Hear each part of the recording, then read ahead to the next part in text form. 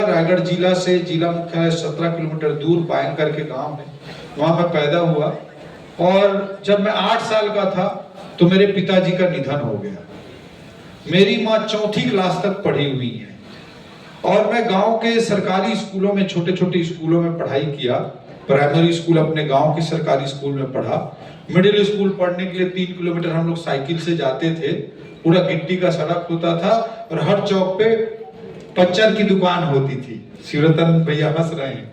तो वैसे सब जगह का हाल था। लगभग अटल जी के प्रधानमंत्री ग्राम सड़क योजना से पहले लगभग पूरे ग्रामीण भारत का ऐसी ही हाल था। तो वैसे जाते थे हम लोग। और स्कूल जो है, उस समय सर्व शिक्षा अभियान नहीं आया था अटल जी का, तो स्कूल के बिल्डिंग नहीं बने होते थे, खपरेल की छत होती थी। और जैसे ही पानी गिरता था, पानी चूहत रही से गांव का स्कूल में, और तुरंत पानी भर जाए और छुट्टी हो जाए। तो हम लोग बहुत खुश रहते थे कि इसी स्कूल में बहुत जल्दी ज्यादा छुट्टी मिलता है करके, हमको दुख नहीं होता था। और उस समय कोई चपरासी नहीं होता था स्कूल में, कोई प्यून, कोई रसोईया, कोई भृत्य वगैरह कोई नहीं रहता था। बच्चे ही साला नायक, कक्षा नायक के पास ही चाबी रहती थी। हम ही लोग जाते थे, हम ही लोग झाड़ू लगाते थे और भेंगराज से ब्लैक बोर्ड को रोज जाके पोतते थे। तब आके गुरुजी चाक मिट्टी से लिखता था। ऐसा स्कूल रहता था।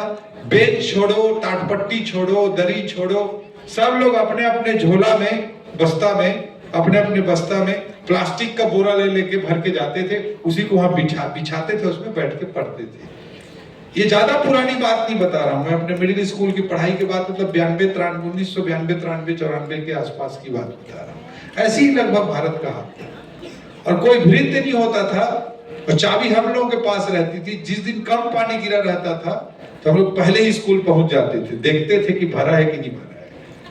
और नहीं भरे रहे ना तो सामने में बोरिंग रही से ढेज के पूरा लान के भर देते। ओकर बाद 9वीं से 12वीं पढ़े गए में है दूसर तरफ के एक दूसर गांव में। तो वहां जब गए तो वहां पे न मैथ्स के, जब हम 12वीं क्लास में पढ़ाते रहे तो न मैथ्स के लेक्चरर, न फिजिक्स के लेक्चरर, न केमिस्ट्री के लेक्चरर, न बायोलॉजी के लेक्चरर, न हिंदी के लेक्चरर। एक लेक्चरर रही से अंग्रेजी के बस। और जब 12वीं कक्षा में पढ़ाते रहे तो गणित के पूरा साल भर में 4 क्लास लगे रही से। ओकर बाद 12वीं कक्षा पढ़ के निकले, फिर मैं कॉलेज पढ़े के हिसाब से भिलाई गए। तो भिलाई में आईआईटी के और मेडिकल के बहुत अच्छा माहौल रही से। सन 2000 के बाद बताता हूँ, ज्यादा पुराना बात नहीं, सन 2000 के। तो आईआईटी के मेडिकल के बहुत अच्छा, पीएमटी के आईआईटी के अच्छा माहौल रही से। हमारे कलेक्टर साहब वही शहर से आते, भिलाई ले। हमारे छत्तीसगढ़ से ही है भी, एक जो छत्तीसगढ़ के बेटा, एक जो छत्तीसगढ़ के बहू है। तो वहां पे जब भिलाई में मैं गए तो वहां किताब खोजन आईएएस बर। तो ए मार्केट में अनिल बुक डिपो है, ई मार्केट में तिवारी बुक डिपो है, बड़े बड़े बुक डिपो। और मैं आईएएस के किताब खोजब जान तो वहां कोई किताबें नहीं मिले। 50 किताब चाहिए रही से तो 4-5 किताब बड़ी मुश्किल से मिले। फिर हम सोचे कि चलो रायपुर जाकर किताब खोजबो। रायपुर आए हमन और सदर बाजार में जाके किताब खोजे तो फिर बड़ी मुश्किल से 2-3 ठो किताब मिली सोई। ऐसे स्थिति रही से पूरी तरह से। और वैसे स्थिति में आईएएस के तैयारी कर रहे हैं। मैं हमार भिलाई, हमार राजधानी रायपुर के हालत बता दूं, बलौदा बाजार, रायगढ़ या गांव के बात तो छोड़ दो, ऐसी स्थिति रही से। अब अपन ऐसे परिस्थिति से आगे बढ़त गए। लेकिन दूसरा पक्ष भी बताना चाहता हूं कि जो जोश रथे, जो जुनून रथे, जो सकारात्मक ऊर्जा रथे, वो व्यक्ति कैसे आगे बढ़ाते, ओला भी जानना समझना जरूरी है। मैं बताया अपन की का परेशानी रही, मोटा मोटा पिक्चर आप मन के दिमाग में आ गई से। दूसरा पक्ष है रही से कि मोर अंदर में बहुत जुनून रही से कुछ करना रही। और पिताजी के जब डेथ हो गया 8 साल की उम्र में, तो गांव में होते किया तो लड़का एकदम बिगड़ जाती है, एकदम जिम्मेदार बन जाते। जब अर्ली उम्र में पिता के डेथ हो जाते, कुछ बड़े विपत्ति आ जाते, तो हम बहुत जिम्मेदार बन गए रहे बचपन में। तो फिर मैं सोचे वो माँ के पेंशन के लिए 11 साल के रहे तो हम रायगढ़ जब जान, माँ के पेंशन 4 साल से नहीं बनत रही से। ओकर नाम कौशल्या है, कुछ कागज में कौशल्या लिखा गई रही से, समय की मात्रा हो गई। ओकर 4 साल से ओकर पेंशन नहीं बनत रही से। तो बीओ ऑफिस जान, ब्लॉक एजुकेशन ऑफिसर के जो ऑफिसर थे, विकास खंड शिक्षा अधिकारी के, नौकरी 11 साल के रहे बड़ी मुश्किल से। तो अगर पेंशन के प्रकरण नहीं बनत रही, फिर एक दिन कलेक्टर कर गए, मैं कलेक्टर कर गए तो कलेक्टर डीओ ला बुला के, डीओ रहते हैं ना जिला शिक्षा अधिकारी, वो बुला के बहुत डांटी और तुरंत मोर माँ के पेंशन बन गई। तो मैं मन में सोचे भाई ये कलेक्टर तो तोप चीज होते, यही बनना चाहिए। वो खाली बड़े ना बहुत मुश्किल से 11 साल के रहे वहां। ओकर बाद जैसे स्कूल में पढ़े में बता दें कि भाई वो खपरा गुरुजी नहीं कुछ नहीं, तो लेकिन मैं आईएएस बने में का पढ़ना जरूरी है, जाके मैं 2-4 आदमी गांव में का पढ़े लिखे रही नहीं, एमएससी करत रही थे, मतलब पूछ पाछ के समझे। मतलब 8वीं 9वीं में रही समझ में आई कि भाई कुछ मैगजीन थे हर महीना जो आईएएस की तैयारी करते थे मन पर। और मैं 8वीं क्लास 9वीं क्लास पढ़त रहे, तिगनी competition success review, civil services chronicle, Pratiyogita Darpan, ये सब मैं जाके रायगढ़ में खोजाऊं। और रायगढ़ में जाए बर चपले तक बस में जान, फिर ट्रेन पकड़न, ओखनी कोई आवागमन कोई साधन नहीं। और एक पॉलिटेक्निक कॉलेज के सामने में एक ठेला रही से और मैगजीन बेचे, पत्रिका बेचे, ओकर ठेले में हर महीना खरीद के लाना और पढ़ाओ, या आईएएस के करना है। ऐसे करते करते मैं 12वीं कक्षा पढ़े, बताए मैं गुरुजी कुछ नहीं कैसे भी नहीं, लेकिन पूरा मध्य प्रदेश में हिंदी अगर अलग कर दिया जाए, हिंदी सब्जेक्ट अलग, तो मैं जानबूझ के मतलब थोड़ी गड़बड़ हो गई रही में नंबर में, ओकर ओला अलग कर दिया तो मैं मध्य प्रदेश के टॉपर रही, हिंदी अलग कर दिया। दूसरे गांव के उसी स्कूल में पढ़ के, और हिंदी में बोला 67 नंबर मिले रही से 100 में। तो रिवैल्यूएशन में दें तो फिर रिवैल्यूएशन नहीं हो, रिकाउंटिंग हो के प्रोविजन हो गई। तो आप वाला आश्चर्य हो ही, मैं वही गांव में 12वीं पढ़ के हाई कोर्ट जबलपुर में केस करे रही मैं बोर्ड के ऊपर कि मोर पेपर गलत जांचे गए। तो आपका कॉन्फिडेंस जैसे ही मैं 12वीं कक्षा पढ़ के निकले तो मोर बाबूजी सरकारी नौकरी में रही, प्राइमरी स्कूल में गुरुजी रही, तो कर जगह में मोला अनुकंपा में सरकारी नौकरी मिल सकत रही, अनुकंपा नियुक्ति जो होते, तो मोला 12वीं के बाद अनुकंपा नौकरी मिल सकत रही। लेकिन मोर चौथी पढ़े हुए माँ की कि बेटा ये अभी छोटे नौकरी के चक्कर में मत पड़, जिंदगी में कुछ बड़ा कर, और ये बोला कि इसकी जब बाहर कुछ मेहनत कर, पढ़ाई कर, ओकर में आईएएस तैयारी में आगे कर। जब मैं 17-18 साल के रहे, फर्स्ट ईयर में रहे जब फर्स्ट ईयर में रहे तो मैं छत्तीसगढ़ एक्सप्रेस पकड़ के एक दिन पहुंच गए दिल्ली ले, फिर आईएसबीटी से बस पकड़ के पहुंच गए देहरादून, और देहरादून ले खुला जीप में लेके पहुंच गए मसूरी और लाइब्रेरी पॉइंट, वहां से रिक्शा से लवासना के गेट पे। मैं 17 साल के रहे, बड़ी मुश्किल से 17-18 के बीच। और मैं सोचे कि भाई आईएएस बनना है तो आईएएस के ट्रेनिंग कहाँ होते, तेरा देख के आया जाए, ये सोच के पहुंच गए। एक जना मोर दोस्त रही से भिलाई के, तो 2 जामन पहुंच गए, वहां गार्ड बोले घुसन नहीं दी, यहाँ आईएएस लोग ट्रेनिंग करते हैं, यहाँ तुम लोग नहीं जा सकते, ऐसे करके हड़काई। तो मैं मन में बड़ा दुख लगी, आंख से आंसू निकल गए। लेकिन मैं वही कर सोचे कि बेटा मैं वापस आईएएस बन के एक दिन तई सैल्यूट करके दरवाजा खोल के अंदर गया। फिर मैं दिल्ली गए, दिल्ली में सब किताब इकट्ठा करे 17-18 साल की उम्र में, कौन एनसीईआरटी, कौन बिपिन चंद्र, कौन सब बेस्ट किताब, टीडी बसु, बीके शर्मा, सब किताब इकट्ठा करे मैं फर्स्ट ईयर में, और सब किताब 3 कार्टून में पैक करके ट्रेन में लान के पढ़ना चालू करे। दिल्ली जब गए तैयारी करे बर, तो एस्बेस्टस के छत के नीचे में मैं रहूं। अभी भी हम हाथ रहे तो हमारे गाड़ी में एसी चालू नहीं कर रही, तो अखिलेश भैया बोली बड़े गर्मी धूप हो रहा है, धूल आ रहा है, खिड़की को बंद करो, एसी चालू करो। मोर तब के आदत है दिल्ली में एस्बेस्टस के छत के नीचे में मैं रहूं, और दिल्ली में कतका गर्मी पड़त रही, सोई मई महीना जून महीना में आप कल्पना कर सकत हो कि दिल्ली में टॉप फ्लोर में एस्बेस्टस की छत नीचे, मतलब वात्या भट्टी, ब्लास्ट फर्नेस टाइप रूम हो जाए। अभी को याद है कब बड़े टावेल धर के बैठन पढ़े बर, तो अक्की पसीना निकले कि पूरा टावेल पोछत भीग जाए। ओकर बाद वो एस्बेस्टस के रूम में चेंज करूं, मैं डबल रूम में रहना पड़त रही, तो में चेंज करें, सिंगल रूम मिलत रही थोड़े सस्ता में पटेल चेस्ट में, तो मैं वहां रूम ले, और ऐसे रूम लेन जो सस्ता मिलत रही, जेकर किनारे में सीधा कब्रिस्तान रही से। मोर रूम हॉस्टल के आखिरी रूम रही से, और मोर रूम के दीवार और कब्रिस्तान के बीच में कोई बाउंड्री वाल भी नहीं रही से। वो थी झांके ले पूरा कब्रिस्ताने है दिखे, ऊपर ले झांके ले, नीचे में खिड़की नहीं रही। और ईसाई बन के रही से फादर मंत्र पढ़े हो बन के जो बोले वो गॉड फलना ढिमका बोले ते है ना मोर रूम ले एज इट इज सुनाई दे, एज इट इज सुनाई दे, जो बोले थे सुनाई दे, ऐसे जगह पे मैं रही। तो ये मैं बोलना चाहता हूं कि एक तरफ जीवन में बहुत सारा खराब परिस्थिति रही और दूसरा तरफ बहुत जुनून रही। तो हमेशा उम्मीद है विपरीत परिस्थिति मन के सामने जीते, ये जीवन की सच्चाई है। और अच्छा ईमानदारी से मैं मेहनत करें तो बहुत कम उम्र में, मैं सेकंड थर्ड यंगेस्ट था अपने बैच में, बहुत कम उम्र में 23 से पहले मैं बतौर आईएएस 23 साल से पहले ही, 23 साल की उम्र पूरी नहीं हुई थी, 22-23 के बीच में था मैं, और हमारे आईएएस की परीक्षा में सेलेक्ट हो गया। छत्तीसगढ़ राज्य बनने के बाद एक भी हमारे यहाँ से आईएएस सिलेक्शन नहीं हुआ था। 2005 में पहले आईएएस के रूप में मेरा चयन हुआ। तो जीवन की मैं अपनी अनुभव इसलिए बताया कि जितनी मैं परिस्थिति बताया, मेरे परिस्थिति से यहाँ पर जितने हमारे भाई बहन बैठे हैं उनमें से मुझे लगता है 90, 95, 98% लोगों की स्थिति मेरे से ज्यादा अच्छी होगी। इतना मैं आराम से बोल सकता हूँ। उस समय गांव में जमीन होता था लेकिन जमीन का मूल्य नहीं होता था, लेकिन आज देश भी आगे बढ़ गया, हर गांव आगे बढ़ गया, हर व्यक्ति की स्थिति बदली, हर स्कूल की स्थिति बदली।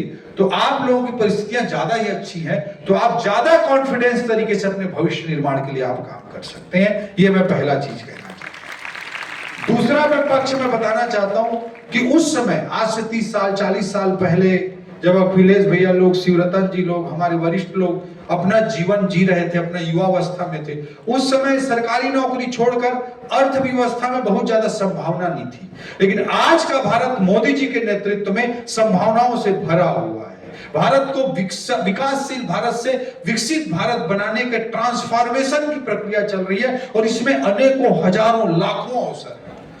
पहले लोग सरकारी नौकरी को ही प्रिफर करते थे क्योंकि जो अपने मन से कोई काम धाम करता था उसके फेल होने के चांसेस ज्यादा रहते थे, क्योंकि देश में संभावना ज्यादा नहीं थी।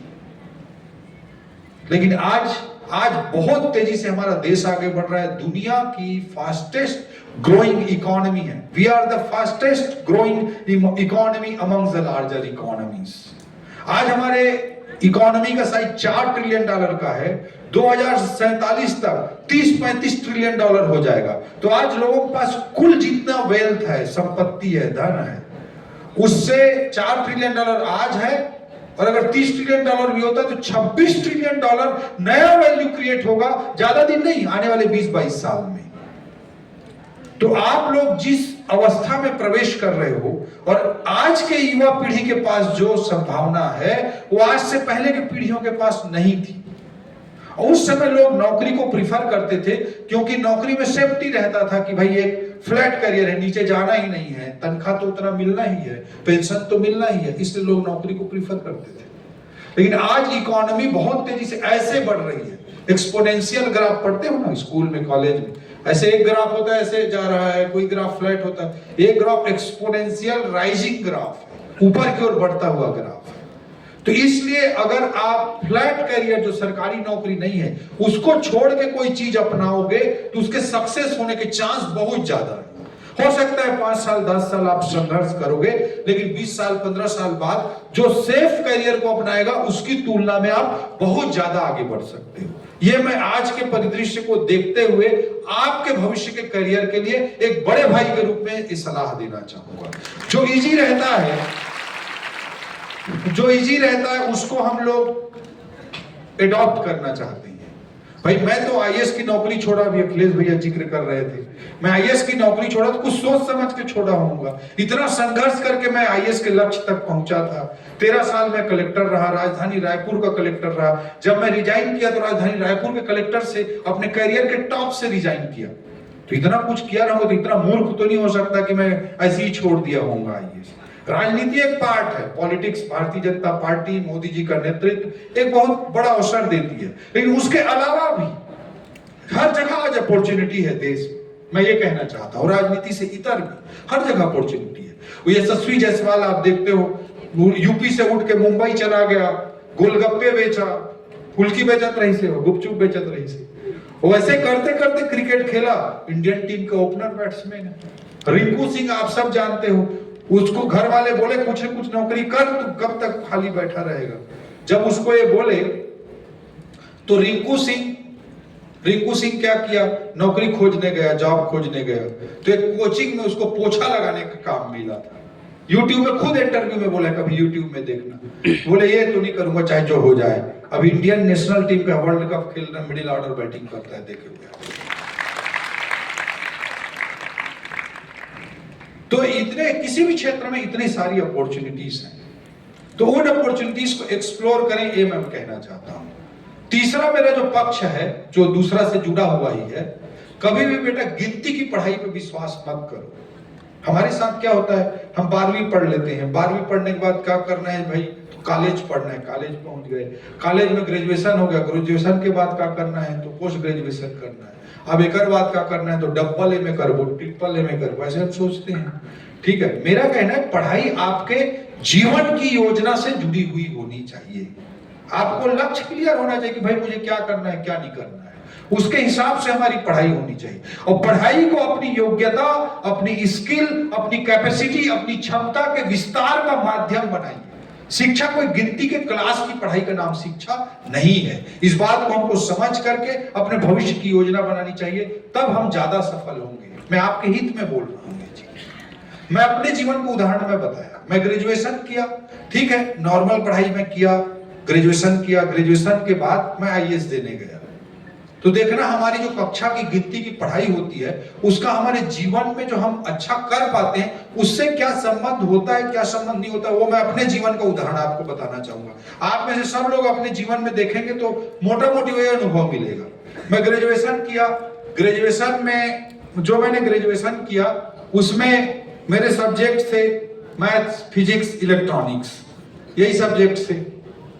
और जाके मैं आईएएस की परीक्षा देने गया तो प्रीलिम्स में मैंने लिया पब्लिक एडमिनिस्ट्रेशन और मेंस में लिया फिलॉसफी और हिंदी लिटरेचर। मेरे गिनती की कक्षा पढ़ाई का कोई काम आया कि मैं आईएएस बना, तो इसके कारण तो नहीं बना कि मैं ग्रेजुएशन किया था, इसके कारण नहीं बना। तो ग्रेजुएशन मैथ्स, फिजिक्स, इलेक्ट्रॉनिक्स में किया था, आईएएस की परीक्षा पब्लिक एडमिनिस्ट्रेशन, फिलॉसफी और हिंदी लिटरेचर में दिया। कोई संबंध था क्या दोनों का? नहीं था। मैं फिर प्रशासन में आया, प्रशासन में काम किया, एक सफल आईएएस के रूप में। मैं ईश्वर कृपा से मेरा 13 साल की नौकरी रही। तो मैं प्रशासन में जब काम किया तो आपको पूछना चाहता हूं कि प्रशासन में काम किया तो उससे कोई मैथ्स, फिजिक्स, इलेक्ट्रॉनिक्स का कोई सीधा संबंध था क्या? नहीं था। फिर मैं आईएएस छोड़ दिया, राजनीति में आया, आज राजनीति में काम कर रहे हैं। वो मैथ्स, फिजिक्स, इलेक्ट्रॉनिक्स का सीधा काम है क्या? नहीं है। राजनीति में तो लोग मुंह को खाते हैं, हम मुंह चलाते हैं, भाषण देते हैं तो राजनीति चलती है। उसमें सीधा संबंध है क्या? वो ग्रेजुएशन की पढ़ाई का नहीं है। जब हम विपक्ष में थे, मैं चुनाव हार गया था, हमारी पार्टी की सरकार चली गई थी, गांव में मेरे खेत थे, तो मैंने सोचा कि प्रोफेशनली खेती करके दिखाना है। वो बहुत अच्छे से जम के खेती किया, केला की खेती किया मैं अच्छे तरीके से। अभी जैक फ्रूट, कटहल, नारियल, लीची, इन सब का काम करता हूँ। छोटे पौधों का जो टमाटर, ग्राफ्टेड टमाटर आता है, उसके भी पौधे बनाने का काम करते हैं हम लोग अभी। तो मैं जब विपक्ष में था तो उस समय मैंने काम किया और बहुत सक्सेसफुली केला की खेती किया। करोड़ रुपए से ज्यादा का केला ही निपटा दिया मैं, ठीक है। तो उसका ग्रेजुएशन से कोई संबंध है क्या? नहीं। जब हम विपक्ष में थे तो मैं सोचा कि भाई, उस समय थोड़ा स्ट्रगल फील हो रहा था कि भाई स्टॉक मार्केट में मेरे को इकोनॉमिक्स का अच्छा थोड़ा नॉलेज है, तो मुझे लगा कि स्टॉक मार्केट में 2008 से फॉलो करता था, तो मुझे लगा कुछ करना चाहिए इसमें। तो मैं अपने किसी दोस्त से 15 लाख, किसी से 20 लाख, ऐसे करके 8-10 लोगों से मिलजुल के मैंने 2 करोड़ रुपए उधारी लिया जब हम विपक्ष में थे। और मैंने मार्केट में प्रोफेशनली, सिंसियरली काम करना स्टार्ट किया। और कोविड का क्रैश आया था, कोविड में मार्केट में बहुत दिक्कत थी, और मैं उस समय 4-4.5 साल के अंदर में वो 2 करोड़ रुपए जो उधारी लिया था उसको छूट के 24 करोड़ बनाया 4 साल के अंदर। और अभी भी बताना चाहूंगा, दीपक जी बैठे, भावना जी बैठे हुए हैं, मैं जब आईएएस रिजाइन किया तो 24 साल की मेरी नौकरी बची हुई थी। 24 साल मिला के जितनी सैलरी मिलती मेरे को, उससे ज्यादा हर साल मैं प्रॉफिट निकाल लेता हूँ स्टॉक मार्केट से, हर साल ऑलमोस्ट। अभी मेरा पोर्टफोलियो और बहुत तेजी से बढ़ रहा है। तो जितना मतलब 24 साल में नौकरी में सैलरी मिलता, 24 साल मिला के उतना हर साल का प्रॉफिट उससे ज्यादा आने लग गया मेरा प्रॉफिट। तो इतने सारे, मैं केवल इसलिए बता रहा हूं कि इंडिया में अपॉर्चुनिटी इतनी ज्यादा है, उस चीज को आप अच्छे से समझिए और अकॉर्डिंगली एक्सप्लोर करिए। तो मैं इतने सारे अपॉर्चुनिटीज है, उस अपॉर्चुनिटीज को एक्सप्लोर करिए, मैं ये कहना चाहता हूं। तो देखो, हमारा समय था आज से 30 साल पहले, हम लोग उस पढ़ाई उस करियर के मोड़ पर खड़े थे और आज एक अलग मोड़ पर खड़े हैं, तो उसको भी आप एक्सप्लोर कर सकते हो। बहुत अच्छी बात है कि हम में से आज इस कॉन्फ्रेंस को, इस युवा संवाद को करने का सबसे बड़ा फायदा होगा कि आपके बीच में से 4 IAS बन जाएं, 10 डॉक्टर बने, 20 इंजीनियर बने, तो हमको सबसे अधिक खुशी होगी। लेकिन यह भी समझना जरूरी है कि 140 करोड़ देश, हमारे भारत के देश में 15 लाख से ज्यादा लोग IAS के एग्जाम में अपीयर होते हैं। उसमें IITian भी आते हैं, मेडिकल वाले भी आते हैं, दिल्ली यूनिवर्सिटी वाले भी आते हैं, सब लोग आते हैं। उसमें 150 के लगभग IAS बनते हैं, और बाकी सारी सर्विस मिला लें तो भी 800-900 से ज्यादा सिलेक्शन नहीं होता। तो अगर 15 लाख लोग एग्जाम देने जा रहे हैं तो 1,000 लोग सक्सेस होंगे, 14,99,000 लोग फेल होंगे। एक समाज के रूप में, एक सरकार के रूप में, एक पॉलिसी मेकर के रूप में हमको उनकी भी चिंता करनी है। तो IAS की तैयारी के लिए जितना हम कार्यक्रम करते हैं, उससे कहीं हमारे बीच में बलौदा बाजार क्षेत्र के हमारे लोकप्रिय विधायक, कैबिनेट में मेरे साथी, बड़े भैया आदरणीय कांतराम वर्मा जी का भी शुभागमन हुआ है। आदरणीय अमित शाह जी को सी ऑफ कर रहे थे, इसलिए उनको विलंब हुआ, और हमारे बीच टंकराम भैया आए हैं। जोरदार तालियों के साथ स्वागत।